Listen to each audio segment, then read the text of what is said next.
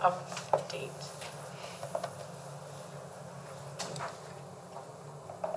All right, we'll go ahead and get started this evening, and we'll begin with the good news for Mr. Sadoff. Okay, a good variety of things there in your packet this time, and these have all previously been on district Facebook, I think, too, so I encourage you to keep looking there. We have a list of Little Hawkeye Conference Honor Band members there. Unfortunately, like other things this year, that did not, the event did not take place, but those are kids who were honored and were selected for that. We had some pictures and a little bit of a narrative about our high school life skills classroom. They're keeping in touch with an old friend, Mrs. Lamb, who used to work there and is now in Germany, and using our interactive flat panels and Skyping with her.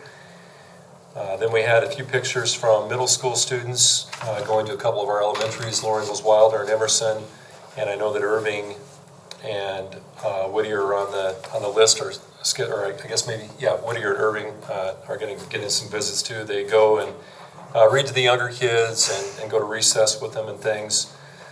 And then you have a couple of seniors there, Ellie Anderson and Jenna Talak, who are Iowa FFA Star finalists. That's the highest award that a high school FFA person can be honored with. So they're in the mix there, vying for that, and that'll get named at the state FFA convention in April. Then we have some artwork for you and some winners from Irving, Ben and Mia, their work that was honored in a monthly art publication. We have a nice donation from Hy-Vee to our life skills classroom. They do quite a bit of cooking and that kind of thing in the classroom, and aprons just weren't working great, and they asked Hy-Vee if they could purchase some of their old chef shirts, and Nate Field donated 10 to the program there, so that was great. Then we also had another mention. There was a photo with this that was on Facebook, but I don't see it here, but Mrs. Cruz's classroom in Irving had been studying Alaska and got to Zoom with Alaskans and enjoyed that. And then we had individual speech results. All of our participants got 1 ratings at state, which was great. And then Ryan was there for 2 different events and got a 2 in acting as well. And then a couple of images for you from the Irving Art Show. So lots of art and fine arts in here as well. We're kind of in between sports seasons to a certain degree, just getting started up with our spring sports seasons, and I'm sure there'll be good news coming out of there too. Great. Thanks, Art. Bet. Any reports from any of the board members? Anything? Yeah, I have one from the Wellness Committee. I talked, I think, last meeting about that movie Screenagers that we were all set up to do last March, and talked with Chrissy Ellis just about from the Wellness Committee and all that, and spoke with the movie theater to see if that was a possibility to just put it on every screen in the movie theater and show it kind of 2 different times, like a 4 to 6 and maybe like a 6:30 to 8:30 or whatever. Sometime May is like National Mental Health Awareness Month, so I'm going to meet with them and see. I was really impressed. They said we could have the movie theater, every single screen, every chair for 5 hours for $200. So thinking that maybe we can really try to get this movie, especially the screens that our kids experienced this last year and just going into the summer and parents working from home and just all that stuff. I think it's still really worth looking into. So just as a heads up to see if we can't get that. Because I think we had over 400 people signed up last time, so. Yeah, that was something we really promoted and had a high interest, and then very unfortunate timing. Yeah. So. Yeah, so hopefully we can just get that here before the end of the year and then just get it sent out to everybody to be able to do that, so, yeah. Anyone else? Anything? All right, we'll go ahead and move. Let's see. Anyone here to speak during this time? Anybody signed up to speak, did we, John? Okay. Okay. We'll move on to the consent agenda. Anybody have anything in there? I did have one Art, and I forgot to ask you. What is the cooperative athletic sharing agreement for the Yeah. soccer? That just allows, the cooperative sharing agreements in athletics allow schools that don't have a team to participate with another team. So if I remember correctly, it was Martinsville St. Mary's, wasn't it, that was gonna come? So, they may just send over even a single kid, but they couldn't do that unless we had the agreement. Okay, okay. For example, swimming, we'll have several different schools come swim with us. Okay. Bowling, we go bowl with Lincoln, so it's just a step, it needs to be board approved, and that's something that the Girls Union and Boys Association require. Okay, thanks. I'll move approval of the consent agenda. Motion made by Ken to approve, I'll second. seconded by Carolyn. Any further discussion by the board? All those in favor say aye. Aye. Any opposed? Motion carries 6-0. Next is our, let's see, any presentations? Return to learn. Yep. At some point, we'll have to drop the return to learn label. Yeah. But I'm keeping it still, as long as we're in this year, even though we've been back learning since August. But just a few different updates for you. The vaccination clinics really went well, and I thanked our local partners before on that. And I believe we have a small group that's still waiting for a second dose. And if it were 1 month later, that would be this Friday, the 26th. And we don't always find out the details of that until within that week to make sure everything's available. In terms of, changes, I started that second paragraph saying there are no new calendar changes, instructional model changes, or procedural changes to report, which is nice. We have, gotten in a pretty good groove with things, and it's really been a good year, and credit to our staff and to our kids and families too for flexibility. It's really been an amazingly good year considering all the curveballs we've been thrown. And we are continuing to look at things as we go along in terms of how can we safely give students all the experiences we want to give them. And I just gave some examples, starting to talk about elementary field days and concerts and things like that. I know that Mr. Siebersma is working on additional prom and graduation communications. And with the with the vaccination moving along pretty well, and with the statewide positivity staying down around 4%, hospitalizations being down, I think we're feeling comfortable with prom of approaching that like we have other events and like we do every school day, which is, go ahead and come. We're not going to restrict it. We are going to ask that you wear masks, that you don't group up in large groups. Try to keep smaller groups together. Obviously, we don't want to have a big super spreader event or anything, but we have really gotten along well with our activities this year and not had a lot of transmission. I'm hoping, as we come back from spring break, that we get along as well as we did after winter break. We really didn't have a spike. So just a reminder that I put in there as people come back, do continue to follow the safety rules and protocols laid out there, please, and do monitor your health. And if you're not feeling well, please stay away, so we don't have any big spikes that way. Are there any changes? Go ahead. I saw in the news, and it's probably the national news, which doesn't Yep. go down to the state necessarily, but the 6 feet to 3 feet? Yeah, the CDC officially put that in their guidance. That's actually been around for a long time. Even when they were saying 6 feet, they were saying 3 feet might be far enough in schools. So that's kind of been out there a long time, but they just sort of officially made it their guidance. And we said from the start too, we definitely did look at CDC guidance in making our return to learn plans and try to do things as well as possible. But we were pretty open from the start that physical distancing in schools is extremely difficult and not all that achievable sometimes. So, I don't think it'll represent any change for us really. But that, like you said, on the national scene, I think it could help some schools get kids back in the classrooms who haven't been since last March. So, yep. A couple of things, just, look ahead to next year. I think we do hope for a return to even more normalcy. Like I said, I feel good about what we've had this year, but we will, we'll look at relaxing some things. You know, we've kept visitors and volunteers really out all year, you know, which we have some passionate volunteers who do a great job that we want to welcome back in. Spectators, you know, we've had limits on numbers for almost all year and mask requirements and things.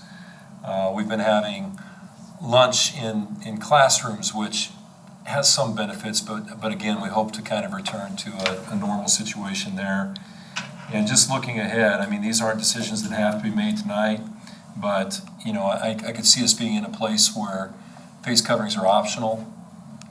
If people are continuing to be able to get vaccinated as they want throughout the summer like they're talking about. The legislature has made clear that they do not plan to require a remote option for to be available for all. You know, this year we've had that available to anybody who's wanted it. I don't see us doing that necessarily next year just because of the kind of the way it taxes the system. You know, we're getting it done by hiring some additional staff this spring, and but I just don't see that being a great option long term. Snow days, the legislature has clarified too that you can have remote learning days going forward, up to 5 of them.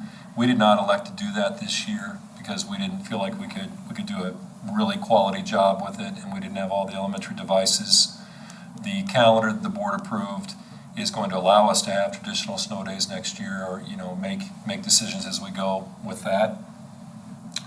Then I just put a comment on there too that we continue to look at what we need to plan for an eventual digital learning environment at elementary attendance centers. There's been some fairly detailed planning already that the pause button kind of got pushed on with COVID and then with the decision to delay devices. But I think some of that will come out pretty well as we go through curriculum committee notes, kind of walk through some things on that in our last curriculum committee meeting. So a little bit of a catch-all, and like I said, not a lot new in there, but this is kind of where we're at right now, where we think we're going. Is there anything that I didn't touch on that? I just have a question about the first grade teacher. Is that the section at Wilder then? We added that kindergarten, so is that the first grade teacher moving up? Or the or what are we doing with that? Right, yes, we are. We're adding a section at first grade Okay, next so year. every year we're gonna add a new teacher then for them? Well, We're gonna look at numbers. we'll evaluate enrollment definitely as we go.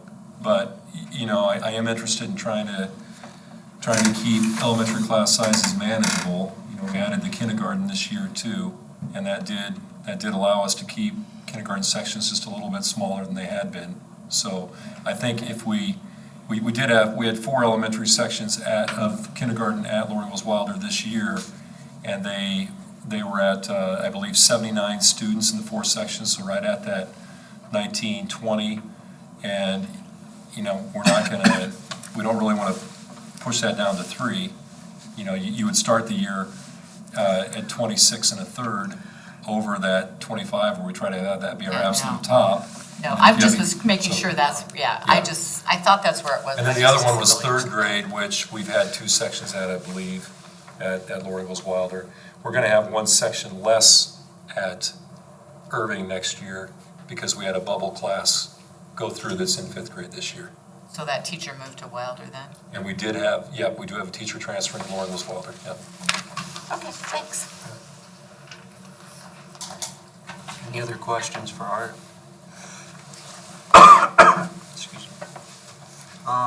Okay, we'll move on to the issuance of the 2021-2022 certified staff teaching contracts.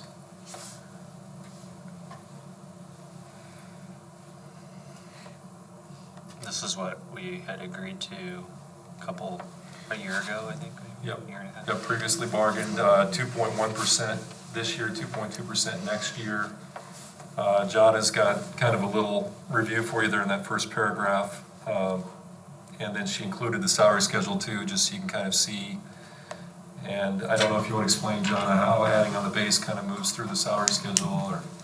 Well, we have, again, our salary schedule is very complex, so there's 7 different schedules that flow in to make us the one schedule. And so the most equitable way that we've been doing it has been adding it onto the teacher base, so everybody gets that increase all across the board, so.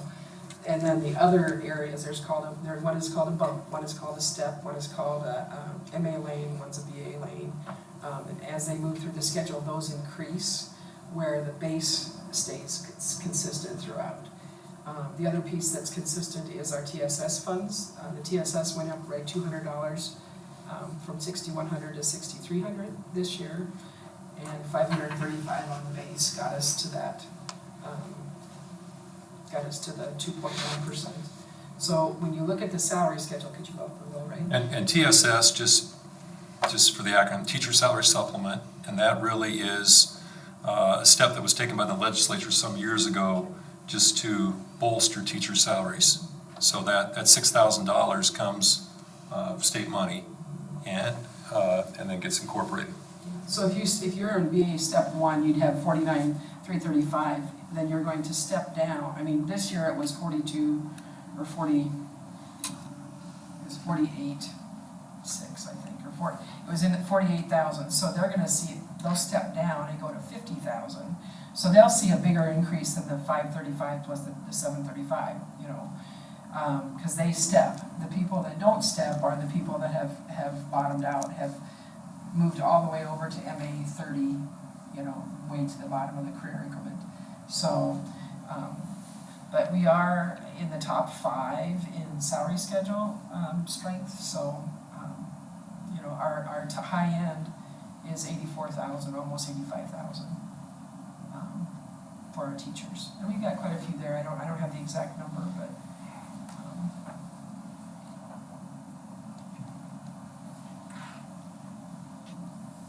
Questions? We did receive one resignation today, that her name is on our returning list, Emily Steele. So she would not be on the list going forward, but she was on there when we sent it out, so. I'll move that we issue the certified teaching contracts for 2021, 2022 as recommended. Motion made by Ken to approve, seconded by Donna. Any further discussion by the board? All those in favor say aye. Aye. Any opposed? Motion carries 6-0. Next is the board curriculum committee report.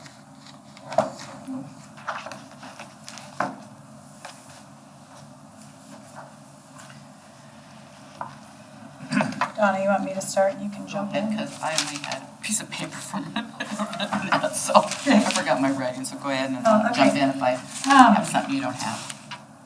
So, we talked about, like you said first, the Iowa Clearing, it's a work-based learning. This is where we talked earlier about Jamie Busby and kind of her work that she's going to do with local businesses and their ability to tag projects just to Indianola students through this website. So the Iowa Clearing work, it's a huge website, and so we can have our local businesses go in and say, you know, they're looking for students to construct this or build a website or work on some advertising posters. And we can go in and they can kind of tag Indianola students. So Jamie and her crew can kind of come in and see what local businesses that the students can help with. It's, they're working closely with Brenda Easter at the chamber too, so as a team kind of working. And really, this clearinghouse can involve kids from elementary all the way to high school. So they might ask for the 4th graders to draw like a pizza menu. And then we can, you know, our Indianola kids can upload it and the businesses can look at it and then choose to take the work that our kids had done for them. And so we are, it really is just a website to enhance our partnerships. And is Future Ready Iowa part of that, or that's a whole second one? That is a piece of the whole state's, I guess, project or initiative Okay. to prepare our kids to be future ready, and this is one component Yeah. that can help with that. So just making sure that you know, if an Indianola business posts on there, that our students have the chance to go in kind of start working on that project. So we also did look at, what is next here? I think my notes are out of order here. Okay. So if you skip down to number 3, which says Skills USA, that is it's like the Skills Center for the Industrial Tech organization. And so we know that DECA is kind of like the business organization. So the Skills USA is more for the industrial tech and ag. And our new instructor, Justin, is really working on us getting registered to be a part of that program that will really work on specialized certifications and things like welding and carpentry and making sure our kids have certain skills to be able to move forward and be able to be more ready going into the workforce by that time. So it says an upcoming requirement? yeah, it's going to be required by 2022, 2023, I believe, as part of the curriculum. Those different career technical strands, for example, if you have an ag program, it's going to be required that you have an associated club, which for us would be FFA. Okay. Or in the Family Consumer Science area, the FCCLA is the club that's associated. In business, as Sue said, it would be DECA. In industrial tech, we don't have one. Skills USA has been out there, would fit that role. So that is something we're looking at, and actually that would be an additional position. So I know Mimi is going to reach out to the bargaining unit and just get an amendment to the contract to allow us to put Skills USA in there rather than have to wait to do it, because there are some competitions that our kids could go to if they were a part of it that they wouldn't be able to if we were just kind of doing it as a club. So We're trying to get that by fall. yeah, that's We talked about it today, they're gonna Okay. sign in and get it back to Great. me, so. you know, great. it's in their report. When are they trying to get the clearinghouse thing up and going for the Indianola businesses, do you know? The clearinghouse is up and going, and Indianola businesses could get on there right now. It's really a pretty neat website. I'd encourage you to search it and get on there. We have Jamie with her MOC, her multi-occupational certification. And I know right now the high school has kids signing up for a school-to-work program next fall, where we would have a formal, agreement with employers. Kids would, part of their school day would be on the job, and then Jamie would be checking in with employers and doing some communicating there. It's something that we just have not had a formal school-to-work program. We did something with some of our special education students a few years back with Genesis Development to get them work experience. But for our general education kids, they haven't had a way to get release time from school and be in a program and build those job skills. So I don't know if you want to flesh that out any. It's just most districts identify their school-to-work coordinator as the point person for the clearinghouse. It doesn't have to be, because it's open to any teacher. Okay. It's essentially authentic learning experiences that if there's a fit with their standards and what the kids need to learn, it's like a value beyond school project. And so Jamie, I had to reach out to there, so where Indianola has its own board. And our own board would be that any of our businesses that want to tag their projects to us to say, hey, link this to Indianola. That helps our kids to search and or our teachers to see what's really local, or if businesses prefer for kids from the Indianola district and teachers, they can then see that. But by just doing a Google search for that site, you could see them from across the whole state. It's very similar to what Monica Weinman recently did for Pete's Pizza, her project with her graphic arts design class. That wasn't from the clearinghouse, Okay. but it would have been a beautiful example of things that would be on there. And then will you also explain too about the elementary curriculum? Our number 2 there, like I have some notes, but like just explain the core knowledge.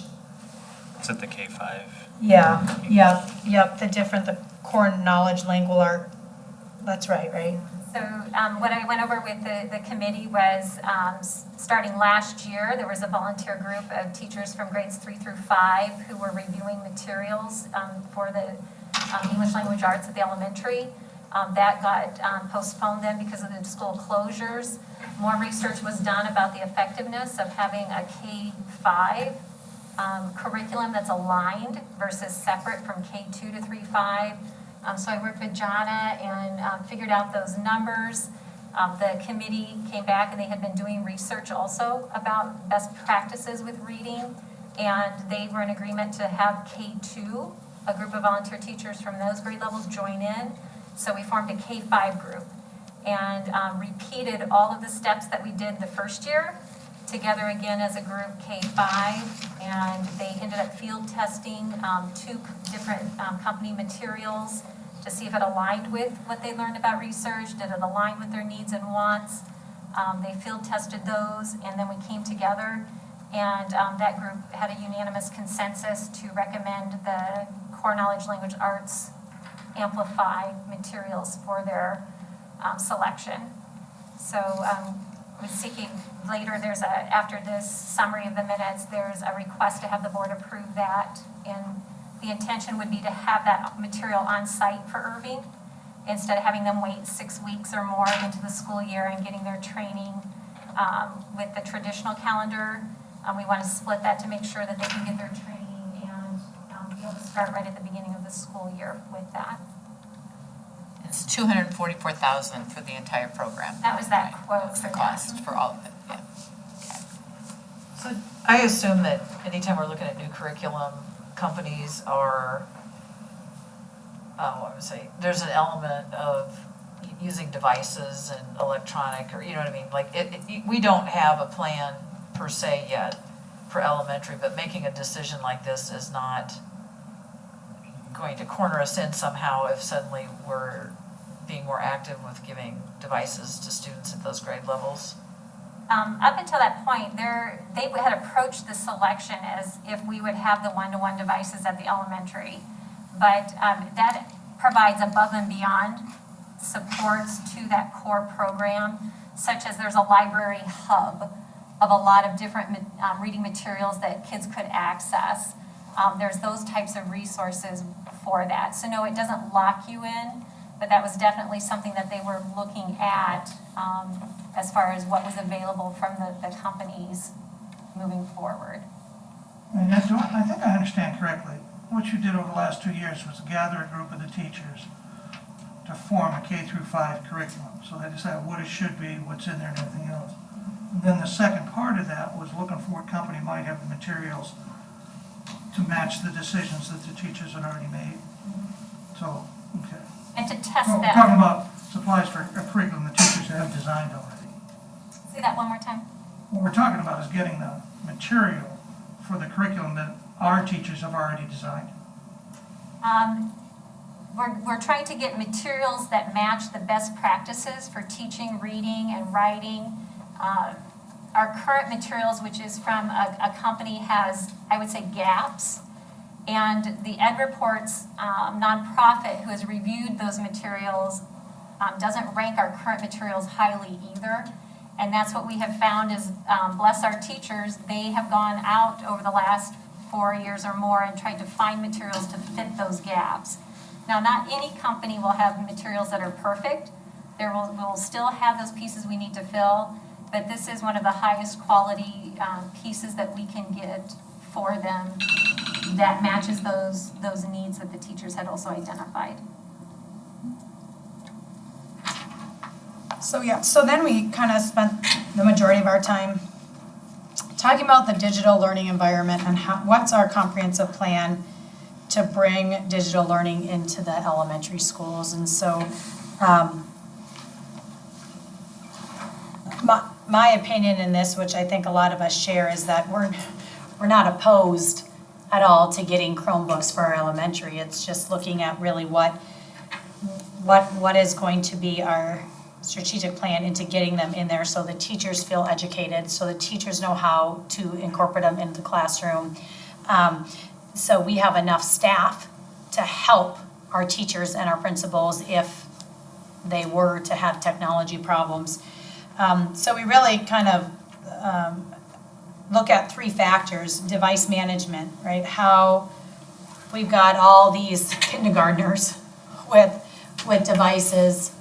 What's the protocol behind that? Do they stay at school? Do they go home? Are they always plugged in and charged at school, so nothing goes home with kindergartners, first graders? So just looking at creating a plan that was really that detailed. So looking at device management, looking at instructional management. So how do we help kids stay on task while on these devices? How do we continue to make sure they are on the right sites, that they're following the right things? I mean, when you're talking about a six-year-old or a 7-year-old, 8-year-old, that they're able to keep up. And so those are just kind of the things looking into the plan. And then really, what's the integration of technology into our elementary school? Do we want to look at so many minutes a day that they're on them, or what subjects would be most appealing to have the kids on them? And so really continuing to be in conversations. I don't think anyone's against getting these devices for the elementary at all. I think we all know that that's the era we're moving into, which is technology. But really being able to hand the teachers a manual of what their expectations are, and the principals and what their expectations are, and the parents, what are their expectations are when a first grader comes home with a Chromebook. So we just really talked a lot about that, and when we're ready to roll out this, do we have enough IT support for that to happen too, as well, with all the principals and the students and stuff like that. So and we did speak our concerns about having kids on screens 4 hours a day while in school.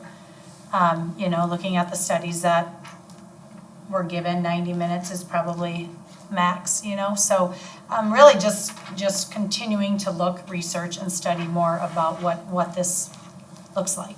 Yeah, as I read the report in the minutes, I couldn't figure out, was there a written plan that you reviewed? Because it talked about something week by week in here. Is there a written? There was, they were working on, and it was quite extensive. It was really well done, but it did talk about what week 1 of getting these devices looked like, and what week 2 looked like, in week 3, and it's still a developing document. So When do you guys expect to have that finished up by? What we had the conversation about was that when I was the principal at the middle school and we had rolled this out to the 8th grade, looking for what would this type of a integration plan look like that includes parents, the teachers, the kids. And so I took one off of the website and morphed that into something for the middle school. That would be kind of that vision for our district, in the sense of where do you want us to head as the board with a K-12 vision for digital learning versus what was being drafted for this year was more of a emergency response to remote learning and snow days and that whole side of things if we had to go full remote. And so those two different plans is what we reviewed. And again, in draft form, the one on the week by week rollout, that had been developed, probably started in December and kept getting pushed back as the devices continued to get pushed back. Ray was still I don't know if you want to speak to that, Ray, on your meetings with the elementary principals about kind of that device management section, but we knew that once they arrived, we'd still have at least 2 weeks to get more of that information together and share with parents and continue. So, Yeah, my question was there any written material that we can look at, principal?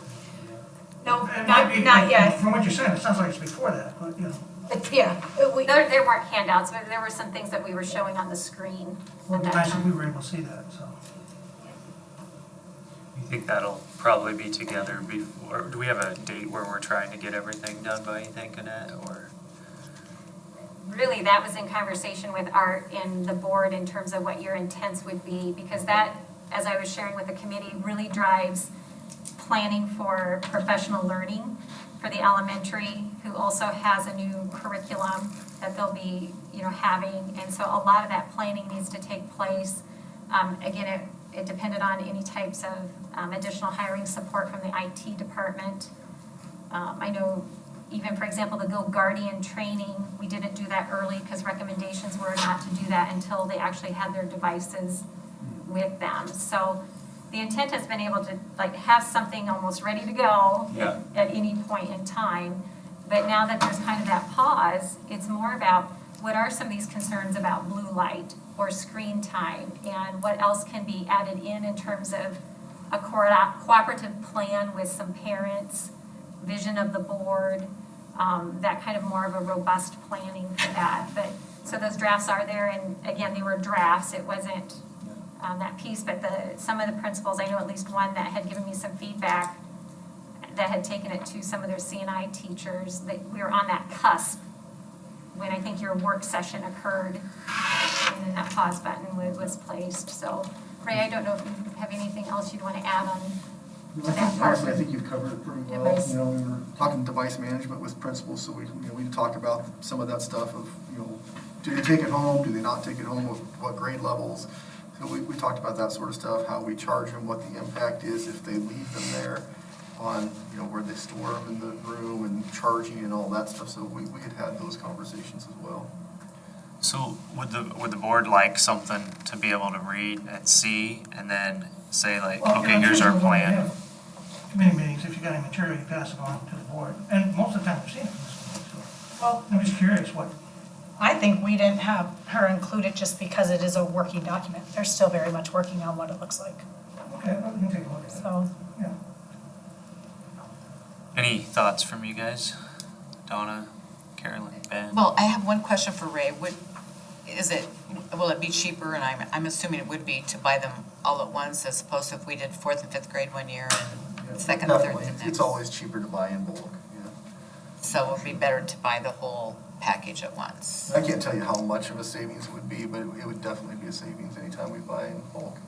Because it would take the teachers a while to come up with what it was they were actually going to use this for, and maybe they'd want to see what other districts were doing, or or maybe they already have their plan. I don't know. Sometimes when you're going to implement something, you find districts that are doing it, and sometimes you go visit and say, oh, well, that's it. I mean, there's all kinds of things you can maybe do to see what they're doing, but for them to just have a whole plan for us, I think would be hard to write the whole plan. Well, and I But- think it's one second grade classroom may use them differently than the other second grade Right. classroom will, depending on what the teachers. Yeah, I mean, I think we just want some Comfortable with. guidelines saying, kindergarten can only be on 30 minutes a day, Right. first grade, whatever. I'm making these numbers up. I Right. don't know what research says about all of that, so. Example of, to put into context what you were just saying, from that would be, in the good news you saw from Jen Wolf at the high school, who made a very specific decision that to enhance the student learning, they were going to connect with another teacher in Germany and also talk about translation apps.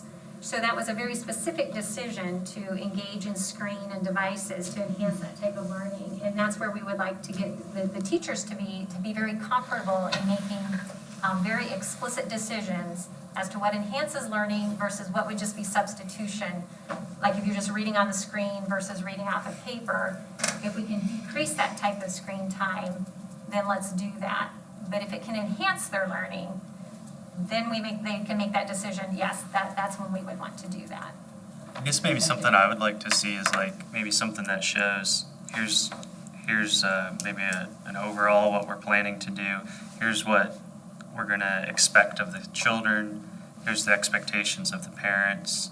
Because I guess I would feel there's gonna be a lot more parental involvement at 5th on down than there is at 6th on up.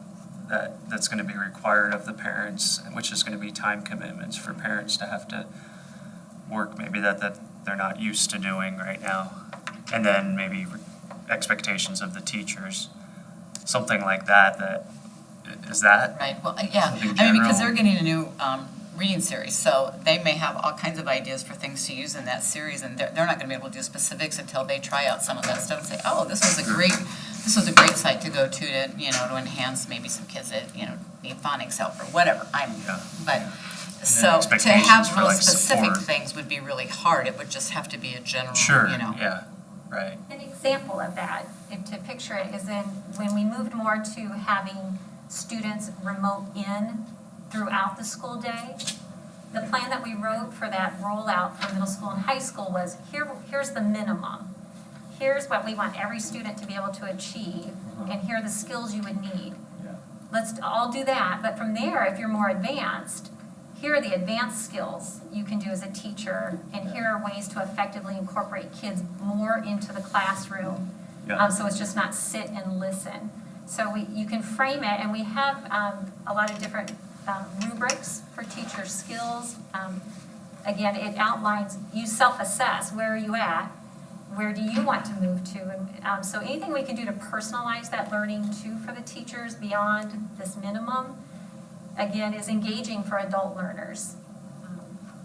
So. Yeah, and then maybe incorporate something with Ray, like what you, like, in order to do this is what we have to have. That way when we're ready to vote on something like this and approve it, we know that we're purchasing the devices, they're gonna be used for this is the expectations of the parents, the teachers, the students, and then this is how much support we need for these devices. So we see a full plan. I don't know, is that, am I That's off our there? intent, is to collaborate and have that all. Well, a lot of what I think you're saying is under that device management section that outlines, Ray was working on that with the principals too, about what does that look like from home? How do kids manage their, how do you charge? What if it gets lost? Yeah. All of those pieces too, so. And I have just one other question. So let's say we're saying that K1 and 2 kids can't take their devices home. I'm making this up. So, but what if, we have a snow day, then we can't have them be remote learners that day. So what, that's something that we need to figure out. That's just a, That was part of our discussion as well. was it? Okay, that's what I wondered, because, I guess my comment is just at a really high level to one of the points made here is that the discussion is centering on the opportunity to build a vision for K through 12, digital learning with attention to the elementary. But, like you're saying, like we were in emergency mode for so long. What did we learn from it? I just think there does need, I don't know what the plan is, but obviously, what's our role in that as a board? Do we have touch points where we kind of see what the strategy is, or is it? I think that's kind of what Ken was saying, is I do feel like that's a huge part of what we're doing with curriculum and just educating kids in general. So I do feel like there's probably, whether it's a work session or something, it's not just a quick update from a committee, it's probably something that when it gets a little bit more formed, that we're all in agreement with, that's the direction we want to go as a district. And I don't know if that's up to us as a board to decide that or to okay it. I think it's on a great start, but I do think that that's where I think there needs to be a lot of touch points with the board. Anything else on this? All right. Thanks, Annette and Ray. we need a So- motion to buy that. I think that's, You have an action item on the You have the next curriculum. one. I make the motion that we move to approve the K-5 English Language Arts material selection by purchasing core knowledge language arts. I'll second that. Motion made by Sue, seconded by Carolyn. Any further discussion by the board on this item? Okay, all those in favor say aye. Aye. Any opposed? Motion carries 6-0.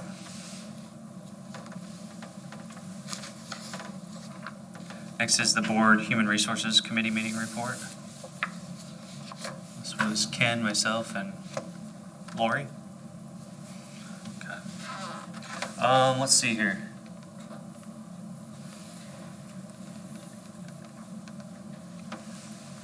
Oh, yep, as far as, the handbook focus group, we talked about that that was right after that meeting that we had, so, yep. Yeah, maybe give us a recap of Yeah, that. question on that, I don't think needs to be answered tonight or something, it's just, do we want to continue that committee or go back to one of the other options we Right. had, or just going over 3 calendars? Right. we didn't get into, Yeah. we just, that was possibilities, we didn't Right. make any recommendations or say no to anything. Yep. We also talked about, was this the one about working remotely, allowing some staff to do that?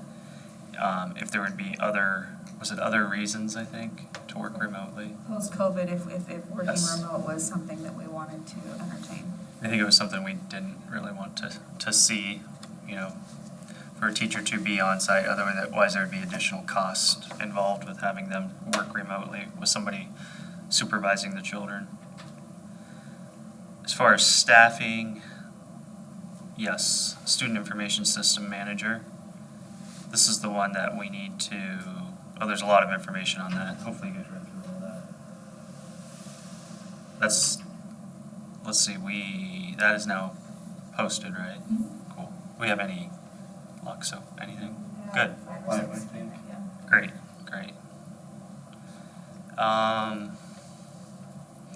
We talked about some of those requests, and some of those things we can just take off now, I think is what we discussed, is that.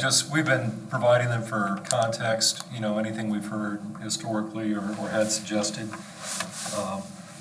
And that was important, I think, as we were setting some priorities, but we probably won't keep putting a list in front of you all the time. So we'll take those off until they would be requested again, or if there's ever a need for them again. So we won't see those in the future. And then the special programs coordinator, just with the momentum that we've made over the last year with the person in place there, we wanted to keep that going, and we knew that it needs to go to more of an administrative position in order to keep moving forward. So, so that way she can evaluate the people that she's overseeing. This is a change that puts this position into the administrative realm, which allows that. And we have no additional salary Right. with this. It was The just, only additional cost might be this person moves from one vacation stipulation to the next, which was another 4 or 5 days. I can't remember what it was. It wasn't much. it's been just a coordinator position over the last year. This was again when we took Ron's position and used Mimi and then Sarah Baker, so. Is there a reason, did we just not anticipate that?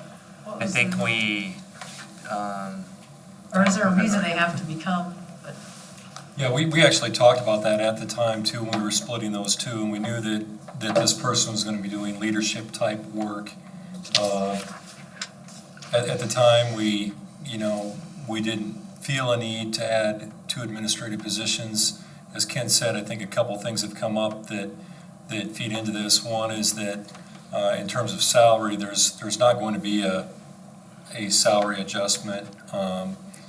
She will get the 2.1% that a teacher would get.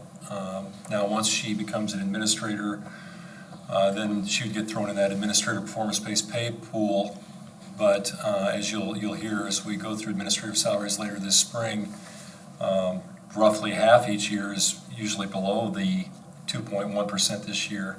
So we don't see any big economic impact, no economic impact this year. As Ken said, the only difference between the administrative support services group she's in now and the administrative position is difference between 15 vacation days and 20. The main benefit is just that the work that she is doing is leadership administrative type work. You would have a special education director that's an administrative position at almost every district. A small district, it might get coupled with a principal or something. A larger district, you would have just a standalone special education director. Now, this special programs director encompasses more than special ed. I mean, it does bring in homeless youth and some of our special populations, but a pretty high percentage of her time goes to special education. And any of these other cabinet people here, I think could speak to different ways that they have worked with her in that capacity and some very good work she's done. And that's the other part of it too, just as Rob said, to kind of keep some of the positive momentum we have going in some areas with this dedicated attention. Just seems like the right time to make that move. Yeah, So- and if you stop and think for a second, if we want smooth flowing integrated programs, it makes sense for the people running it to evaluate the people doing the work. I guess that's what my question is, like, she can't do it unless she's a director? That's just the disconnect I'm having. Yeah, part of it is that she has her administrative work done, but the way it works with administrative licenses now and the Board of Educational Examiners, unless you're in a job classified as administrative, your license kind of sits there dormant. Okay. And part of That's that the is the part I was- evaluator approval that Ken's talking about, Okay, so. that makes sense then. So that is a recommendation out of the committee for the board to consider that, approve that. So I will move that the board approve the new position of Director of Special Programs. I guess it's effective. July 1st July would be a 1st, okay. new rollover. Motion made by Ken to approve, I'll second. seconded by Sue. I feel like you guys are throwing your voices tonight. I can't tell who's Sue. What's that? Somebody in the closet. Keeping you on your toes. Yeah, her shy reserve. Yeah, so yeah, we don't yeah. have it often. Okay. Seconded by Sue. Any further discussion by the board? All those in favor say aye. Aye. Any opposed? Motion carries 6-0. Next is the summer 2021-2022 child care handbooks. I guess there's two of them actually. Let's see the summer one, and then we'll see the next school year Yes. as well. The- Those are the ones that were attached. I mean, there's several items that were attached so that your document, your board document wasn't 500 pages long. So the changes are in the board packet itself, and then the booklets are attached, so. Anybody have any questions on those? So there's not gonna be summer band and orchestra then? I don't know that, that's been set for sure. I mean, Oh, our- okay. you know, I have not heard that, There John. wasn't last year, and, Okay, I just thought it was removed, and so I just didn't know if that, oh, from her. Yeah.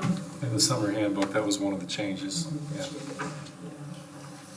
Is this update on the notice of non-discrimination policy, is that reflective on the changes that we've discussed in our policy committees? It should be, Okay. yeah. Wasn't that what we just approved last? Yeah, obviously, yep. Yep. So that would be, let's see here, we got, yeah, that would be an approval by the board Yep. on this Yep. item. Items, excuse me. So I'll move approval of the summer 2021 and 2021-22 child care handbooks. Motion made by Carolyn, I'll second it. seconded by Donna. And any further discussion by board? All those in favor say aye. Any opposed? Motion carries 6-0. Next is the auditorium house renovation project through Shibe Hattery. Yep, the documents are in there, and I've got Michael's here, if you have any questions, that's specific to any of the documents or the plans and specs. 3 different motions are needed for this, but if you have any questions, you have those.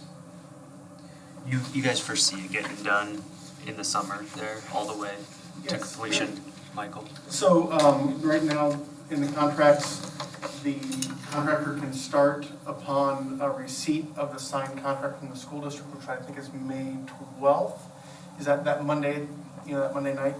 They'll have access starting Tuesday, June 1st, and then they're supposed to be substantially complete, I believe, Friday, August 20th. And so then they'll still be finally complete September 17th. Thanks.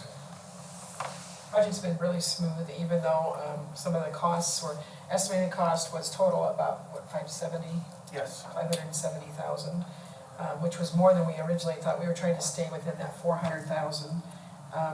But Michael kept saying every month we wait that everything is increasing so much that if you wait any longer, it may not be a good idea.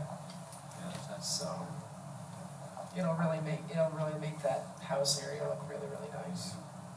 There's a lot of that extra cost coming from the steel, like that orchestra cover. It's in, January and February, we've seen back-to-back price increases. Carpeting, the ceiling tile, you name everything, it's just on the board. So we're almost thinking it's the fact that the manufacturers have run out of stock, and they're now trying to replenish their stock. Thanks. Mr. President, I'll move approval of the Shive Hattery contract for services. A motion made by Ken to approve, Second. seconded by Ben. Any further discussion by the board for item 1? And all those in favor say aye. Aye. Any opposed? Motion carries 6-0. I will now move approval of the project plans and specifications. Motion made by Ken to approve, Second. seconded by Ben. Any further discussion by the board? All those in favor say aye. Aye. Before I recommend the third, what are we setting the public hearing for specifically? Set the date and time for April 12th at 5:30. Hearing of the project. Of the project, okay. Yeah, I'm sorry. I move that we set the date and time for the project's public hearing for April 12th at 5:30 PM. Okay, motion made by Ken, Second. seconded by Ben. Any further discussion by the board? All those in favor say aye. Aye. Motion carries 6-0, and number 2 was 6-0 as well, John. All right. Thanks, Michael. Thank you, Mike. It'd be nice to have that completed. That'd be great. We bid off the safety part of it with the rigging, but there's a lot of comfort and cosmetic things that still need to be done, so this should really make a big difference. What's that? Squeaky chairs will go away? Yeah, they should be going away. I don't think we ordered. Or where they vibrate back and forth. Yeah, I know, that'd be great. Just keep going. Okay. Okay. Next is the approximately 7.315 million GEO bonds, school refunding bond series for 2021. So there's two different things that we need to do. They are our bond and our disclosure council, so they're our legal, they have legal eyes on it for both the bond piece and the disclosure piece. So with all these, there's a lot of, it's tax exempt bonding versus, then also the SEC gets involved and we have to report. So having Piper Sandler, last month, we approved their agreement in the financial side. This is kind of the realm that the legal take on. Do they kind of keep an eye out for when interest rates are maybe getting to the point where it's not gonna make sense? The lawyers don't. Piper Piper Sandler Sandler does, does, yes, and he would say we put it on the shelf if it's gonna be not conducive for the district to do it, we would realize the savings, that he would say, let's just back up. There would be some costs because you've already got that, but you've also got that done. And it just can update from. So he hasn't communicated any of that, because I know Yeah, I've been that's what I watching told you him. today, and he was involved today, and still fighting on the 12th as being the Okay. sale date. Our savings may not be what we thought, maybe, even though Both it's of still them. worth it, but yeah, Yes. okay. Okay. Yeah, I was wondering the same thing.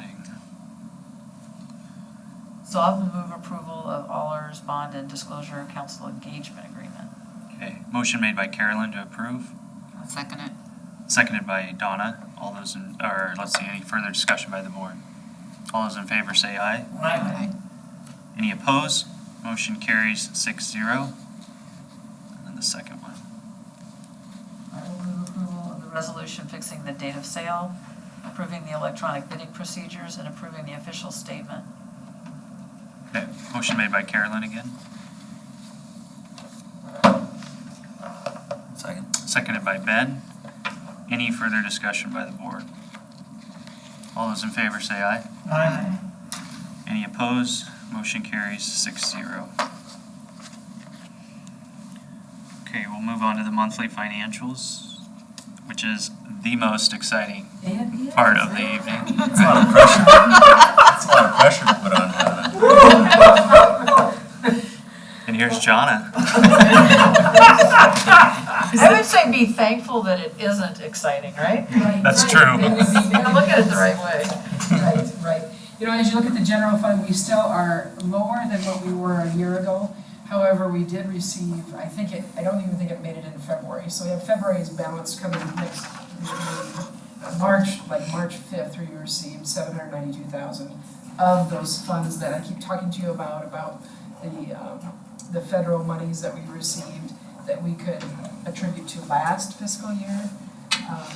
So it's kind of like its own little cash reserve, even though we reported last year we were deficit by about 600,000, which was less than, percent, moving forward, we can, hopefully cash flow forward, with the funds that we received. We are going to receive a third round that we haven't seen dollars for, and it's all reimbursable, so it's held technically in our name until we do utilize it. So that's where, one of the things that have been talked about, kind of sidebar from this, is do you allow for the technology and the technology pieces and the technology staff to be part of this to ease it in? That's a possibility, as you think through some ways to spend this. We fortunately have been in school the whole year. Other parts of the nation have not been at all. So they have to start up from scratch. They've used some of their funds. It'll be interesting to see what we receive. I've heard it's more. I don't know how much more. Yeah, the state's got 774 million. Million, you're right. And Any how many? idea when we'll know when that is? I would think in the near future. I would think this week, maybe, possibly by April 1st. Have you heard anything? I've not heard a solid date, but and to this point, the only numbers I've heard, originally they expected it might be 2.5 times as much as the previous one, and that you could have up to 27 months to spend it. Those are the only things I've heard, but I've not seen any date in writing when we're going to receive it or what the amount's going to be. One of the things I'd love to see is, it looks like a golden opportunity, and she's mentioned some of it already, but it sure would seem nice to be able to say to all our administrators and actually survey teachers too, to say, okay, if this happened again, what would you like to have had? What would we can use this maybe for preparation for the future.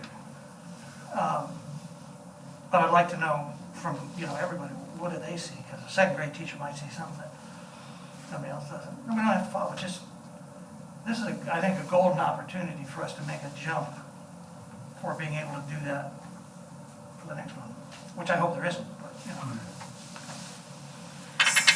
So you're thinking we could buy some computers with it, or the Chromebooks with this money? And I think we have money left over, Right, I thought we did. If that's what they're, again. What they've done in the past is they used a Title I funding strategies, and that was an easy thing because that's federal monies that trickle down to the state. And there's been, I think you've probably seen on the news, there's been some backlash from the districts that don't have a lot of Title I or free and reduced, that they get hit harder because they don't get the monies. They still have the expenses, they don't get the monies. So we're kind of in a sweet spot that we have some of the numbers, but we're not like a district that has complete, high numbers for that. So we've been able to manage it. We still have about $300,000, I believe, last I checked, with the second round of funding left.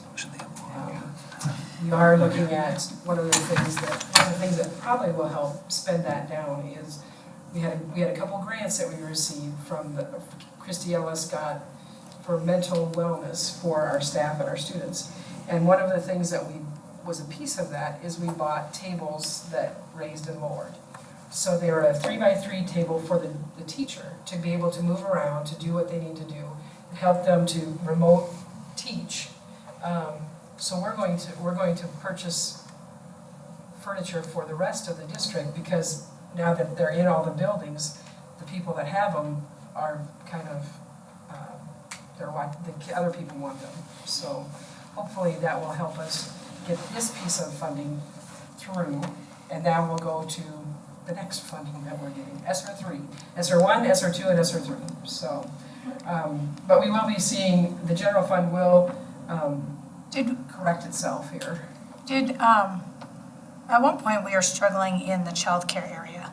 functioning in the red zone, none of this can go towards that. I think it can, it becomes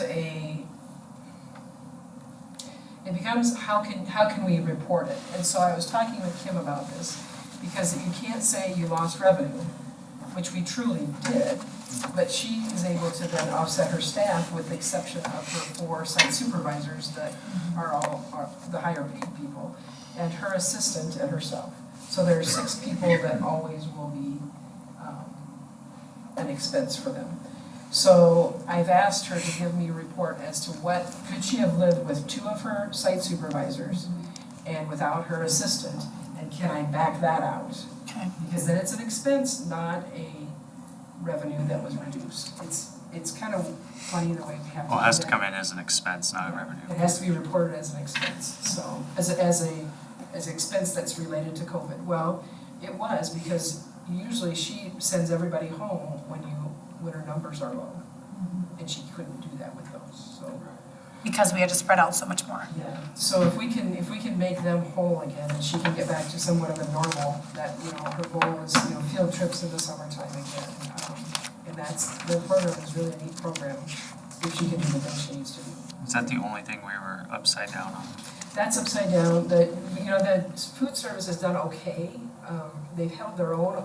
I need to go back. I haven't looked at it just recently, but they've done okay because the reimbursement is increased.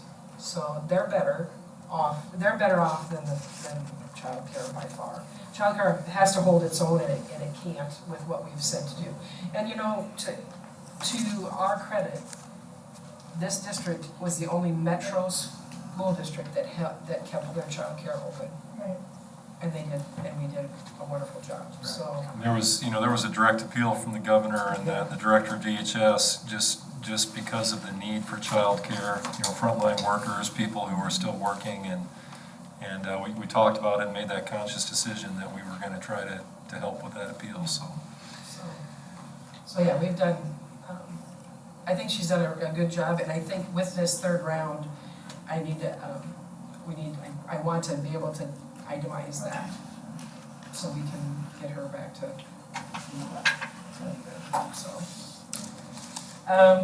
Let's see, other things within, and you'll see that her childcare is not great, in the 110,000 in our balance sheet.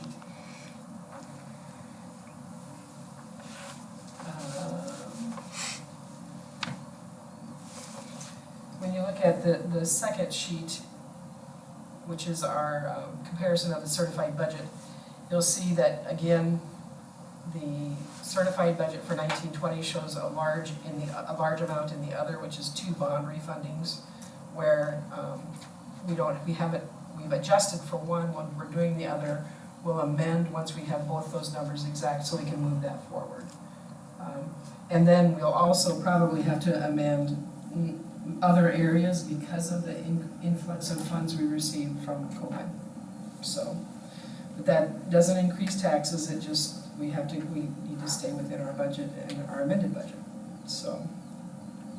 Should that self-insurance fund, should that increase by about that same percentage every year, or is that going to be dependent upon? It's doing quite well. It really depends on the usage of our employees. So right now, yeah, we are doing very well from one year to the next. What we needed, I think we ended up the year with $850,000. We ended the year, started the new year with that, and did all our reporting and that was sufficient. So if we can continue this going forward, that would be, Is there a we point never- where then we top and then we try to give that as a cost We try to savings too? hold rates, that's our goal, is to hold rates, once we get to, and what that number is, kind of fluctuates, from year to year. And as we look at different insurance plans, like we talked, moving toward different ones, that might change things as well. Because there's more exposure, getting down to that high deductible plan, there's more exposure by the employee upfront to get, if that's the choice that they make.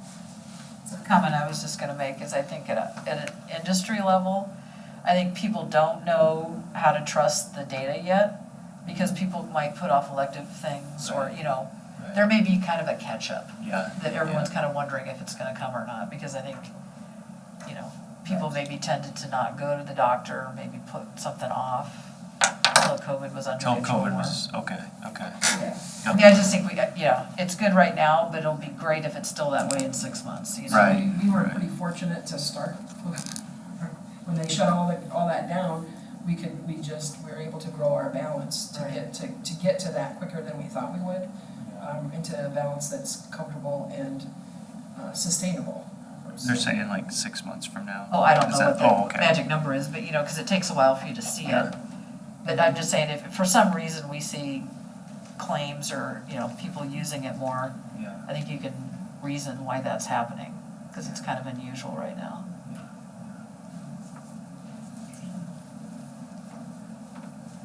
Anything else on the financials, Jonna? You just need approval. I will move approval of the monthly financial reports for January 21. Motion made by Carolyn, I'll second it. seconded by Donna. Any further discussion by the board? All those in favor say aye. Any opposed? Motion carries 6-0. The last item, let's see, no, there's a facilities project update. Yep, not a lot new here. Security cameras, again, moving toward finishing those up and developing the punch list, checking to make sure that everything's good to go. Of course, we approved the Shive contract plans and specs tonight, scheduled a public hearing. Contractors are scheduled for the things that are going to happen in the high school gym. And then, we look forward to that April 1st date when we're supposed to be getting some numbers, budget numbers from Envision, different pieces of proposed projects there. That's a regular. It says Board Facilities Committee meeting, but that's actually a special board meeting, 7 a.m. April 1st. Anything, any details, any of that, Jonna? No, I missed that, I apologize. Should be a special Everybody's meeting. good with that meeting time? I'm out of town, so I have to Zoom call in. in, so depending on technology, yeah.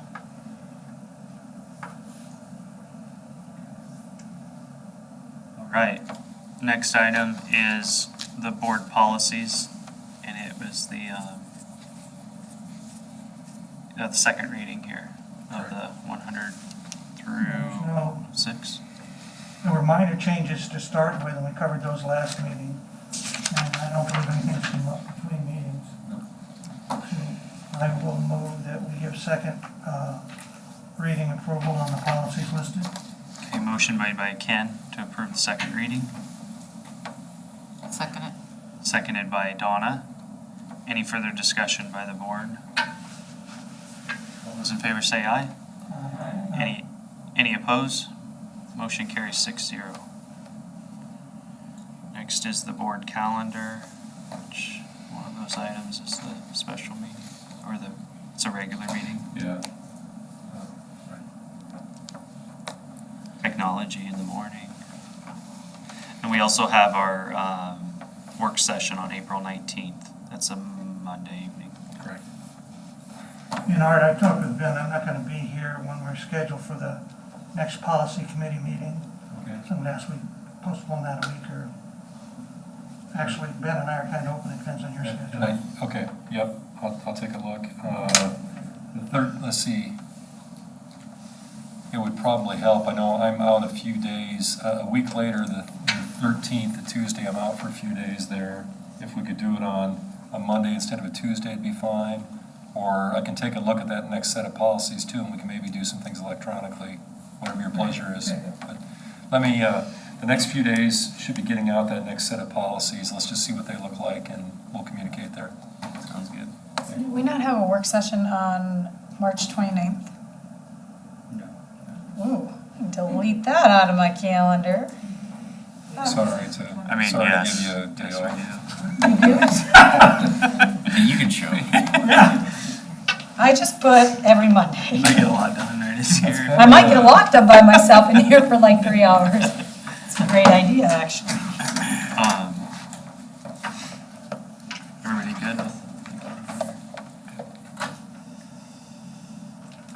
agenda.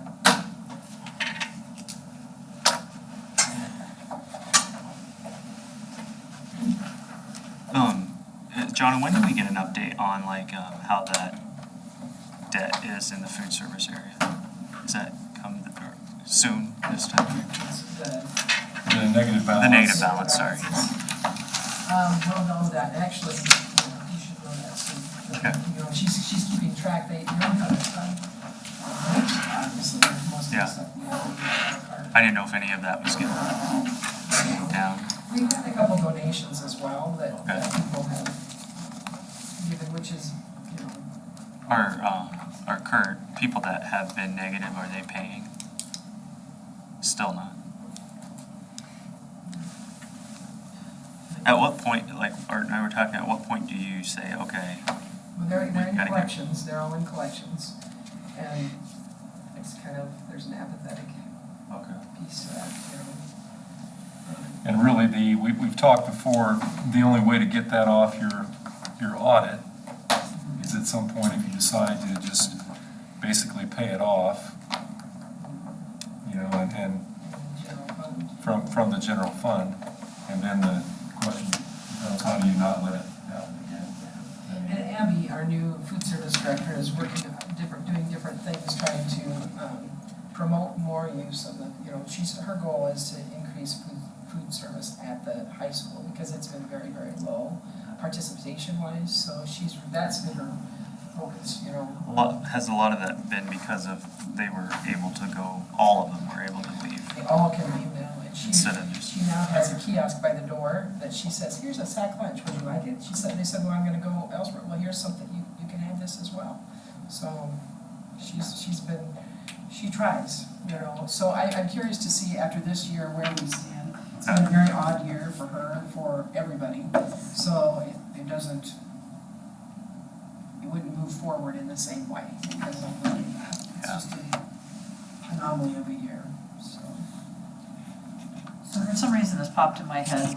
A couple years ago, there was some arrangement where you could sign up, you kind of led the charge on it, that, That script thing. yeah, what's It's every, really kind of died on, I mean, people just don't, haven't been. I just don't hear about it to know if it's really doing anything, okay. Maybe there's been $100 donated or because of that, you know, so there have been some people that are interested, but it has not.